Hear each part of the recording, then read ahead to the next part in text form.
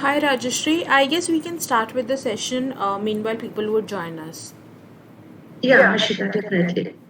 Okay, hi Rajashri, how are you? Yeah, I'm good. How about you? I'm doing great. Thank you very much for coming here as the speaker, and thank you everyone for joining in. Today's session is all about how to write your own success stories by writing for others. First of all, I guess the topic is quite amazing. It is suggested by Rajashri. So, thank you for that. Yeah, And thanks. now I guess we can move towards the session. And firstly, I would like to introduce you, and you can start with a brief introduction of yours, and then we can take up the questions. Yes, Harshita, definitely. Shall I start? Sure. Firstly, thanks, Harshita, for inviting me here, and thank you all for coming. Telling about myself, I'm Rajashri, building a successful business around my passion, which is writing. I help people and businesses transform their ideas into right words. I also write to express myself through my poetry and connect with the mass. That's it. Okay, thank you so much, Rajashri. Now, can you explain what are we going to talk about in this session and what the topics we are going to discuss upon? Yeah, definitely. So we'll be explaining that the theme of the day is, we'll be talking about the important aspects of the journey of freelance writing. Like I have the skill, I have my tools, but then how can I differentiate myself as a successful content writer? Like there'll be two people, they will have most of the same skill, maybe the same tools we're using, but one of the success will be different from the other. So how that difference is created? So my main focus would be on building the right mindset, finding the niche, emphasizing the power of refusal. This is very important and also necessary. And I'll also be talking regarding the writing charges for beginners to gain experience. Okay. So starting with the question, also first I will be asking some questions to you, and meanwhile, if audience have any question, they can keep putting in the chat section, and we will be taking all of the questions from the audience as well. Yes, sure. Okay, so my first question is, as we are starting with the content writing field, so how to find your writing niche, and with what purpose? Okay. So the main question is why niche is important and why to finding your niche, right? See, there are lots of categories where you can write. And but the thing is that you need your clarity. To serve others, you need your clarity first. You need to find your purpose. And you should know your what you will be writing, how you will be writing, and what you will be providing. The how is the magic of the content writer, but without finding that what, you cannot go to the how, right? Second thing is, there are lots of categories as I said, and you cannot write all of them. Yes, you can write multiple because one thing if you write, it becomes very monotonous. So finding niche is important here. Next, I'll be telling how to find that niche as a writer. See, first is thing you can identify your area of expertise. For instance, I am masters in biotech, and so I can easily write on health, biology based content than mol biogenetics biochem. So any of you must be with an IT background, any of you must be in fashion background. So definitely that will come to you as your expertise. So that can be one of your niche. Second thing is that you have to identify what you are passionate about. Like I write about motivational leadership and parenting because I'm quite passionate on these categories. So you should find out what you're passionate about. If you are passionate about technical gifts, technology, then go for it. Because see, when you'll be writing for others, the thing is that you have to do lots of research. And if you take all heavy things which you have no idea about, wonder how much extra load is on you. So it's always good to decide the niche in three ways. One is your niche of expertise, another is your passion about, and the third thing is about exploring something new and challenging. Yes, that is important because you have that will be another drive to take you towards a success. For instance, I started writing on legal SEO blogs some 1.5 years back, though I have no legal background. That came as a challenge for me, and I took it. And today I'm enjoying writing that. Same with IT blogs and CATCAM blogs. When I started as a content writer for a corporate company, I had to write on IT and CAD/CAM. Those were totally new things and out of my syllabus because I'm from a like bio background. But writing about them, I've learned a lot because writing is not just writing. You should also be learning. You should be acquiring knowledge. It's an overall growth. So finding your niche is important, and here I just told you how to find it. First, your expertise. Second, your things you're passionate about. And third is passionate about, and third is your something new, something challenging, or something which can fill the market gap. Writing on finance can be one of them. Like you have to select three niche, three. I have just suggested three ways of selecting your niche so that your writing doesn't become monotonous, so that you can explore more and you can write more.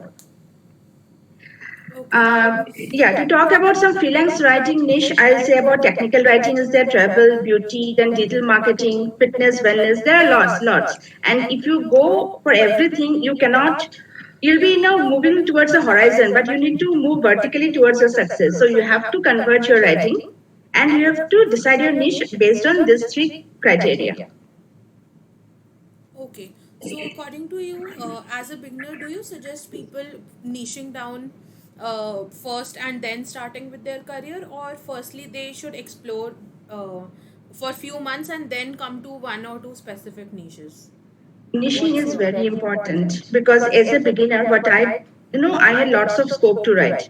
But then I started with two things one is my expertise, one is my passionate. I told you, right? Right. You have to create your portfolio. And for your portfolio, you should have some good write-ups. And instead of spending time finding what are the niche, you can start with what you are expert at first thing. You can start with what you're passionate about. And third, I kept the criteria for exploring something new and challenging. Suppose you have two blocks for expertise, what you're expert at, two blocks for passionate, and then you can write two more on something new.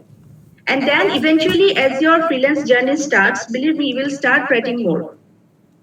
Because, and never say no to a client because it's not your area. You just listen to them, you do some research, and if you think you can go for it, then go for it. Your niche will go increasing, but it shouldn't be so much diverse that you cannot be an expert in one or two things. Okay. Right. So, accordingly, we have a question that can we start with two niches at start? Yes, definitely. First, if it's for expertise, go for it. And the moment you will write it, you will publish somewhere, you will get the inspiration, the confidence will grow. The first thing is growing the confidence. And when you get inspiration from others, you are encouraged.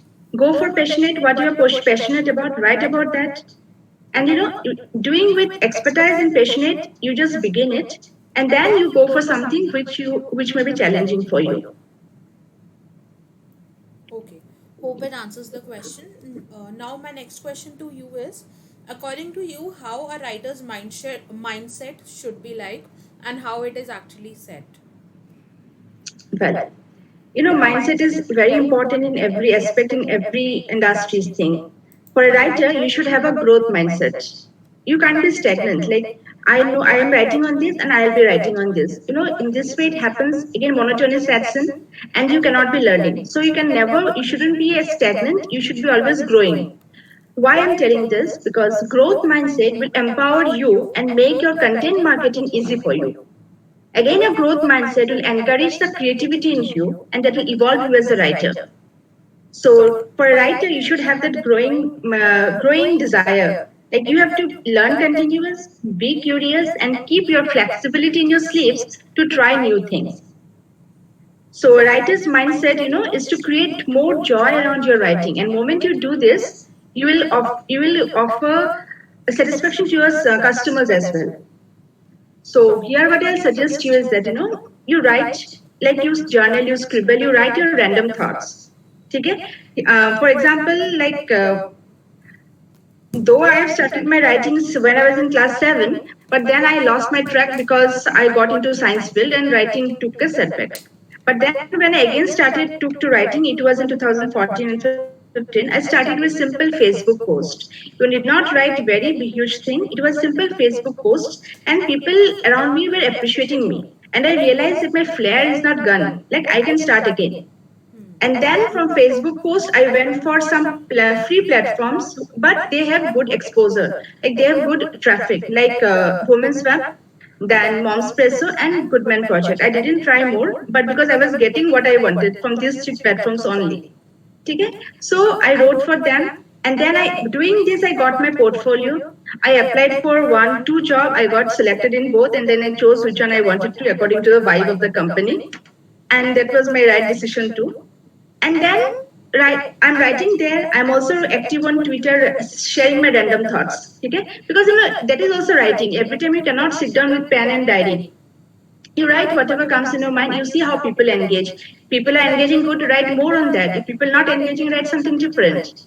So you should be continuing doing that, and in a way that you enjoy the process.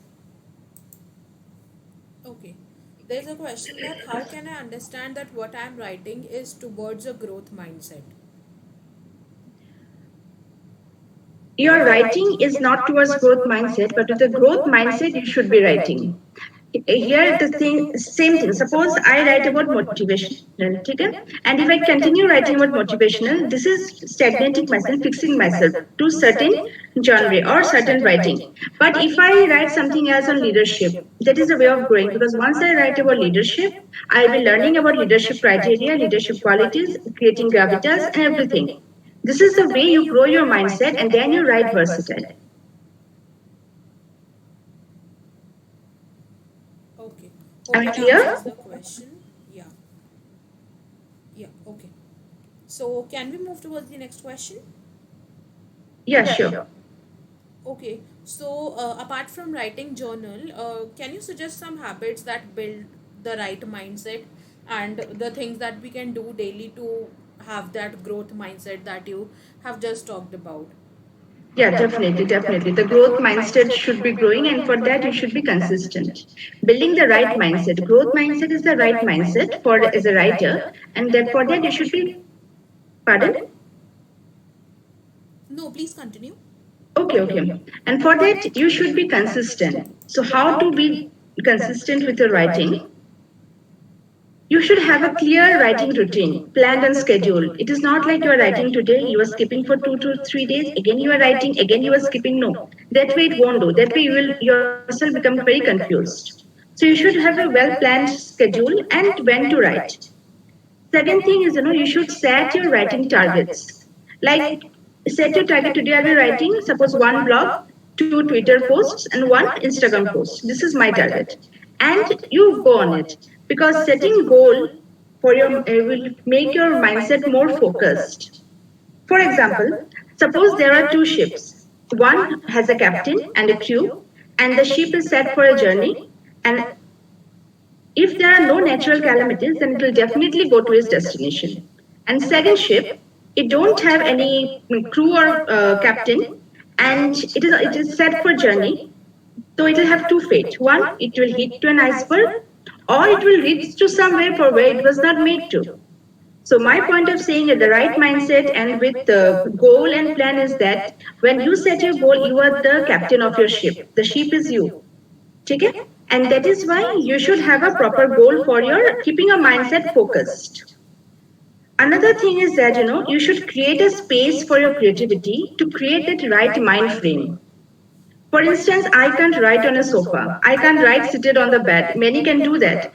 I need a space, my proper table. I take inspiration from nature, so I have a potted indoor plant with flowers. And I have Lord Ganesha's small idol because I start anything good with Vignaharta's blessings. So that is my space. I've created my space, my table is there, and these things are there. And the moment I am there, I have already instructed people around me. So when I am working at it, don't disturb me. Like you are working, you have chosen your space, you have started to writing, and someone called you from the kitchen. That is distraction. You shouldn't allow that to happen. So another important thing is that you have to find your ideal writing time.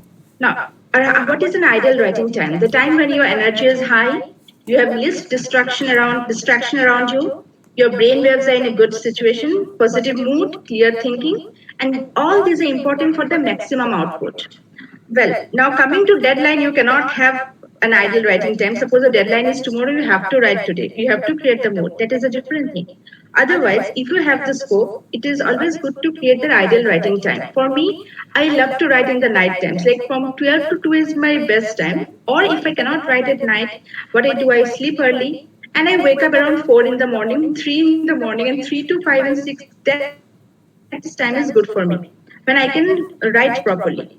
So you have to find your ideal writing time and your space where you can get creative.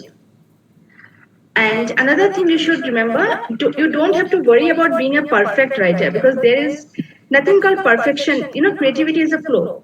You be an imperfect writer, but write. That's it. You may think, yeah, who will like my this thought? Who will like my reading this? But once you have written something, you can edit anytime in your lifetime. So you just be an imperfect writer and you write. Another important thing is that you should be curious about what others are doing. Yes, you have your ideas, but you must try to find out what others are doing, what they are writing, on what they are talking about. And this is not plagiarism because ideas are free. So you can easily understand what kind of things can be written and you put your own thoughts, your own words into that. And last but not the least, another important thing is that you have to identify your role models. Let their inspiration draw you like a pole star. For example, I adore Seth Godin, Jeff Goins, Jeff Bullas, Ginny Carter, Neil Patel, and Rand Fishkin.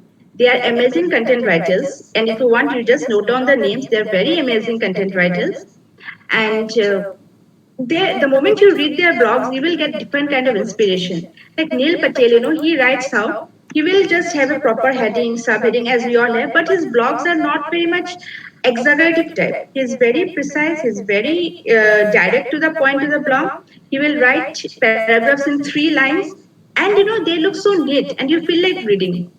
Same with Seth Godin. And if you get this, if you are on Twitter, guys, then you should follow them too.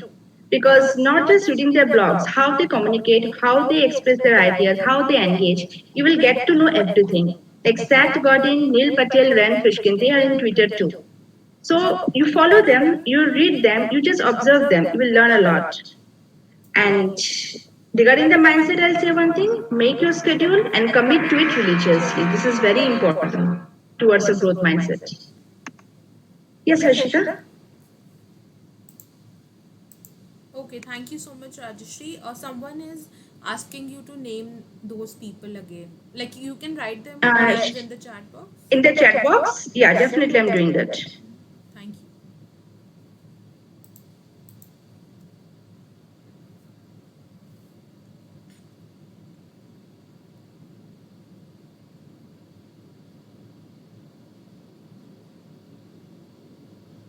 Yeah, I've shared Harshita. Okay, thank you so much. I guess we can move You're to welcome. the next question. Yeah, So definitely. the next question is about what is the power of saying no, and any personal experiences that you can relate to when around this topic. And after that, I just want to ask from you that how to say no to a client or a person, because I personally feels Harshita, I just interrupting you. The last question you please ask little later because let me say the first part, okay, regarding no. okay, okay, sure, go ahead. Yeah, yeah. So yes, saying no or refusing, it's like a taboo for us. You cannot say no to a customer. Your customer is God. I have heard this a lot of times. Right. But a good God will never boast. First thing. Second thing is, no is very therapeutic and refusal is very therapeutic and it is a necessity. It is not like anything. But that doesn't mean you should be you should be repeating it very often. But you should know when and how that will come at last. So saying no to a client is like putting away a heavy load. Suppose you have got to do something, you have taken the thing, and you realize it is not worthy the what the remuneration they are giving or paying is not worthy the effort you are giving. Ultimately, you're putting an effort, right? And then when you feel very low doing that work, you cannot do your best, or you may do your best, but then your conscience is already hurt. So what is important thing is that you should know when to refuse and how to refuse and what to refuse. That is more important. Right. So, and frankly speaking, Harshita, the idea of refusal came to me very late. Yet I'll say it is very timely and powerful. Because the moment I said no to a few, I saw better opportunity coming to me. And this is my personal experience. So to exemplify one example, like I told about I write legal SEO blogs. It started 1.5 years back. But before that, that person approached me. It was just 5 to 6 months back before I started writing with them. They came with me and they offered me 0.50 paisa per words. Okay? And I was not writing on that rate. And I found it very less. Maybe I'm writing for the first time, but that doesn't mean I'll write anything bad. First thing. Second thing, I may be a first time writer for legal blogs, but I am writing and I have an experience. Besides my experience, I'll be giving you quality. When I'll giving you quality, then definitely I should charge something which is at least reasonable to my effort. So I said, it will be 1 rupee or nothing less than that. He said there are many people to do. I said, very fine. You have an option then. It's okay. It should be a win-win thing for both of us. But again, after 5 months, he came to me because somebody has written all these blogs for that 5 months, and it had to be so much rigorously edited. Like the person who was giving him the thing, what to say, the contract said, we need a good writer. And he said me, I'm ready to pay what you want. You should give me quality blogs. I said, definitely I'll give you quality. And that doesn't mean if I write it 50%, I won't give you quality. But that, won't suit my thing. So I said no to you. And believe me, Harshita, from then onwards, it is a continuous collaboration. It is 1.5 years and there is no complaint, nothing, and we are continued. Okay? That is my first no. Like I said no in a very different way, very politely, and still they came back to me. And this is just one instance. There are many more instances like that. Then another, I was writing UK real estate blogs. Again, real estate is something new to me. I said you, once you start your journey, more opportunities will come to you to niche which you have never written. Then you decide whether you should go for it or not. Okay? So I thought, yeah, I can write about real estate in the lockdown. I said, yeah, there's a new thing. I should try for that. Everything was fine. Their requirement I understood. I gave them the blog. But after 1 month, their expectation raised. Like, they want more things. And what it was decided in that payment, I cannot fulfill the like expectations. I said, see, if you have extra expectations, you have to pay the extra too. They said they will think, and they are yet thinking right now. And but what happened to me, I invested that time. To me, Harshita, more than money, time is important. Time is very important to me because for me, time is money. So I invested that time in upskilling myself. I never wrote about emails. I started writing emails. I learned how to write. I started doing that. Then I was working on my business. And then I was engaging with more people. And believe me, it brought me more profit than by saying no to that client. And another incident happened is, there was a Delhi-based client who wanted me to write 50 pages of website content for rupees 7,000. And I said, see, this is totally a big no for me because I can't. I can afford to write in 7,000 for 50 pages of website because I'm writing for my earning. I have my expenses. I'll be putting my effort. I'll be doing so much of research. And it is always a good idea, to have 10, 20 valuable clients and to have 100 clients with whom you are not happy or satisfied. This is very important. And I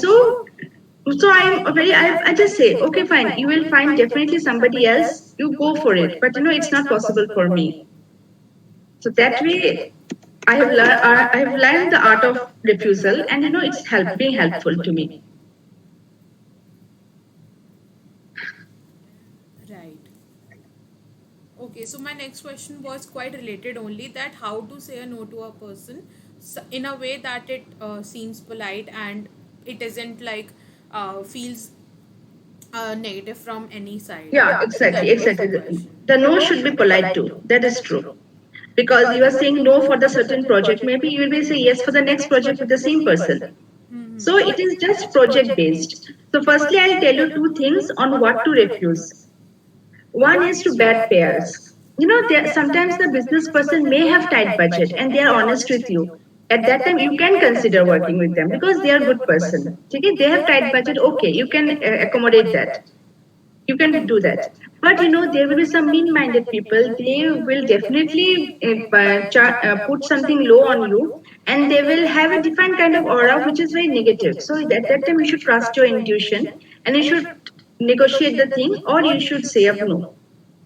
Another thing is that you should say no when it is beyond your ability or capacity. Suppose I have lots of work to do, my team has lots of work to do. If I keep taking more project because I may lose client, in that way, what will happen?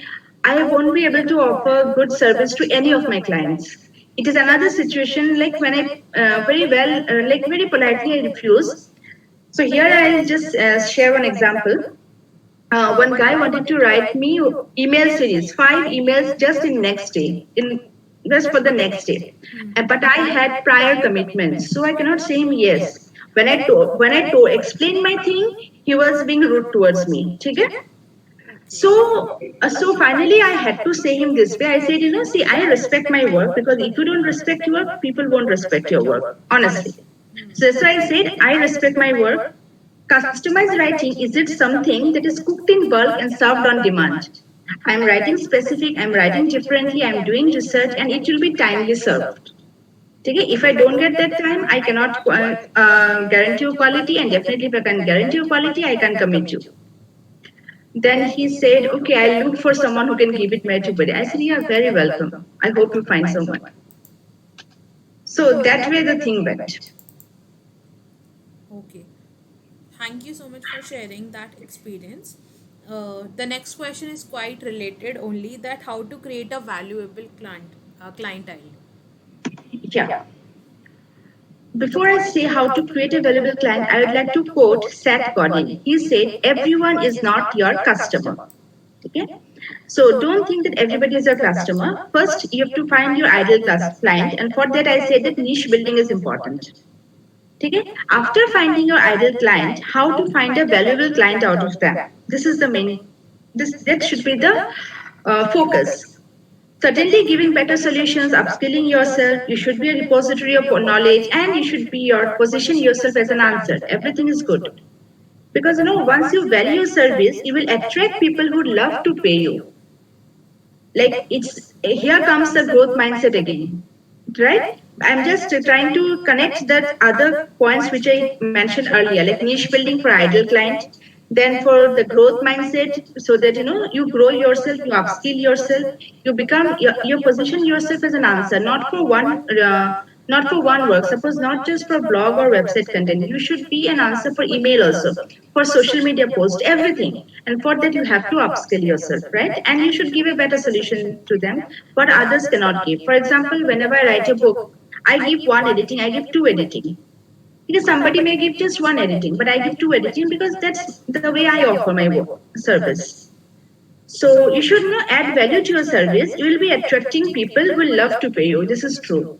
There are some people who don't want to pay, and there are some people who want to pay for good. So when you are delivering quality, you will attract quality. This is one thing. And if you practice refusal, you are going to filter out the people whom you don't work with. So I hope I could connect all the three things which I said earlier.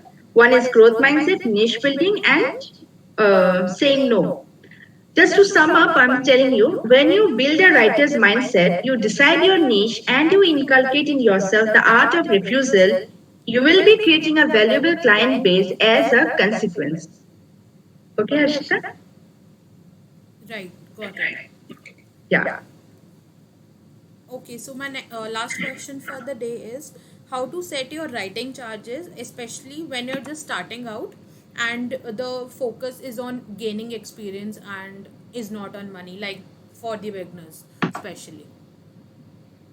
Okay. See, there is no one single process or method. Like various writers will have various strategies. Some will say, "I'll write for free." Some will say, "No, I need little inspiration as money." So it happens that way. See, and when you go to someone, you may hear that money should not be a concern. You need to gain experience. This is what usually the beginners hear, what the beginners are told. But from the start, if you create a mindset that money is not important, how will you earn good in the long run? Because you're already creating that you are being trained, you are being customized to think money is not important, work is important. But that's not where your business goes. You have to understand money is not the only concern, but money is an important concern too, because you all are working for money, first thing. Secondly, here I'd like to explain one thing about PPW, like paisa par words. I think the very thing, like paisa par words, people starting from 10 paisa, 20 paisa, 30 paisa. Believe me, folk, below 50 paisa is not at all worthy, because you are writing, you are a creative person, and there should be some respect for your work. And another thing you can do is that, which I did actually, I didn't go for the money part. I wanted my portfolio also, so I went for those websites which I mentioned earlier: Women's Web, Bombs Press, and Goodman Project. And I got the exposure. I got my blogs written. I got a very good audience. Like I have got a for Women's Web, I already had a winning poetry. My first entry was a winning poetry, first or second. It was a winning poetry. For Moms Press, so my blogs were gaining lots of traction, and I got clients from that. So that way, you can do one thing. You can go, if you think money is not your thing right now, you can go for some websites where you get the exposure. Okay? And if you go for money, there is the minimal thing which is the industry standard. Like, for blog post, you can charge 50 paisa per word. But believe me, for less than that is not worthy. Not worthy. In fact, rupee one is the somewhere I attended a session and someone said, and it was so true. Rupee one should be the minimum point, and the reason is that if you don't charge rupee one, you are not even charging for an effort. There is research, there is effort. Leave beside your expenses, but you have an effort. Less than rupee one is not even your effort. So you have to, but still the industry standard is something where people start with 50 paisa, but never go down below that. That is my suggestion. You can instead go for platforms where you get exposure, where you will get good engagement, and definitely you will get good client. Okay.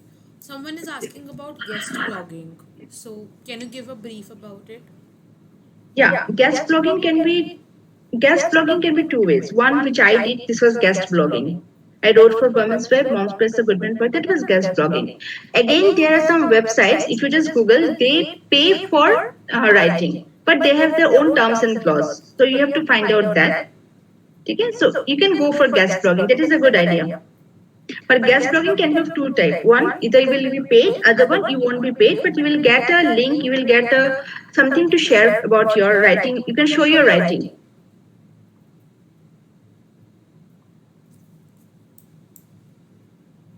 Yes, Ashita? Right. Okay. So that was all the question I had. Now we can ask audience if they have any questions, and we will be waiting for 5 minutes. After that, I guess we can end up with the session. So thank you so much, Rajeshri, for all these questions. And I guess now we have a clear idea about what to do and what to not do. So yes. Anything Yes, else you would like to share? I'll just share one advice. Sure. You know, money is important, but earn with peace, mental peace. This is very important. I believe that. Right. Okay. So yeah, one more question. That's a sudden question that I had. That what do you think about working on weekends as a freelancer? Like, what you personally do, and what you like some suggestions for beginners as well. Okay. Here I will say one thing. People says, office job is 9 to 5. You are leaving your 9 to 5 job, or you're not doing that job, you are getting being the boss of yourself. But business is what you are actually leaving that 9 to 5 job or not doing that to work 24 hours.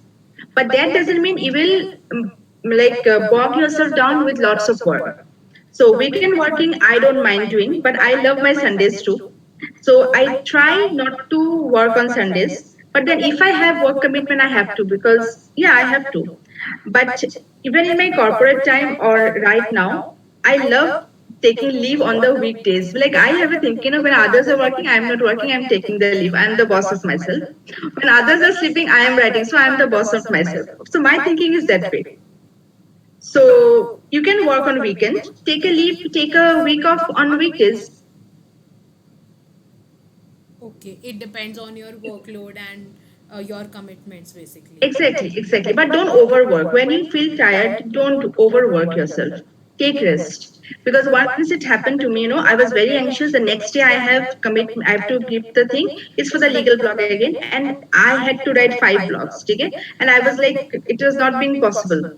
Then a friend of me suggested, you talk to the person. If it's possible, if you can give by Monday morning, if that is possible, then you sleep now and then you wake up in the morning and you start writing if you're not feeling well. I did that. I talked with that guy and he said, yeah, Monday morning is well because it is an US client. It's blogs are from the US client and they will not see it today anyway. I said, fine. So I did like negotiated it that way. But don't overwork and don't bombard yourself with things which which compromises your mental peace. That is very important. Right. Okay. So I just want to ask from the audience if they have any questions. Okay, there is a question that how to avoid exploitation as a newbie writer. Yes, I understand that point. That's why once I have said one thing, people will tell you the money is not important, experience is important. Don't go to that kind of, don't take that kind of advice from the client. Okay? Money is important, experience is important. And if you think you are being paid less or something, then you have to master the art of refusal from the very start.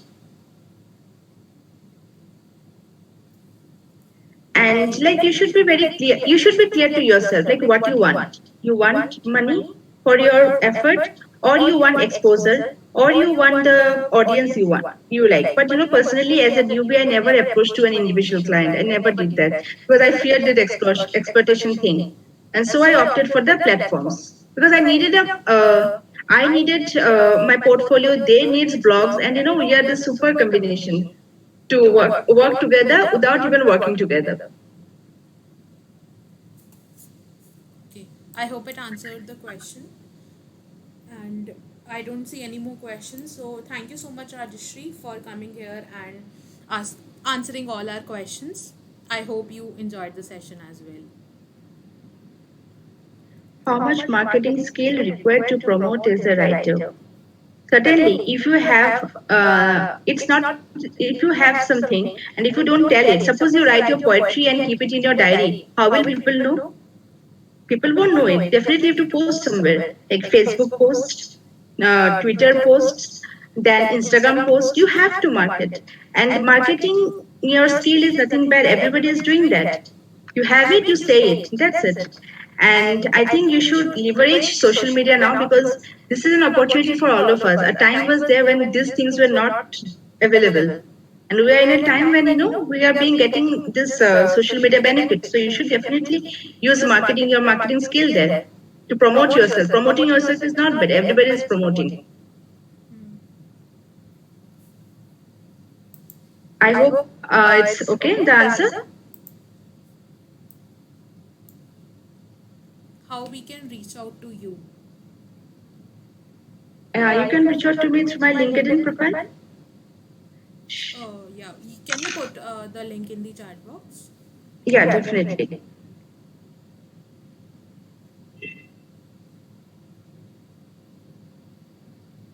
Just give me 1 second, 1 or 2 seconds, okay? Sure.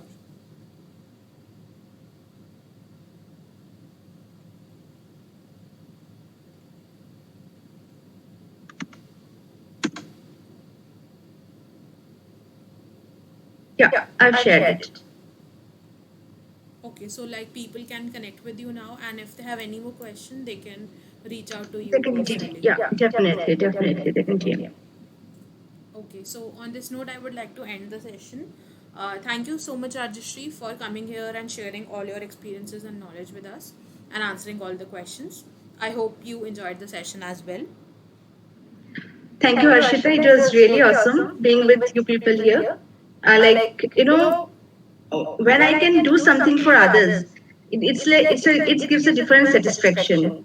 Like maybe with a word or a sentence or a few paragraph, when I can touch people's mind and heart or transform their lives, that is my contribution to the world. And if I've been helpful today with the people who are attending here, I'll be really grateful to the universe. And thank you to you, Harshita, for giving me the opportunity to come here. Thank you so much, Rajashri. And okay, yes, we can end the session now. Thank you everyone for joining in and staying till the last. I hope you had a great time. And yeah, thank you so much. And let's end the session now. Yep, sure. Thank you. Bye bye. Bye.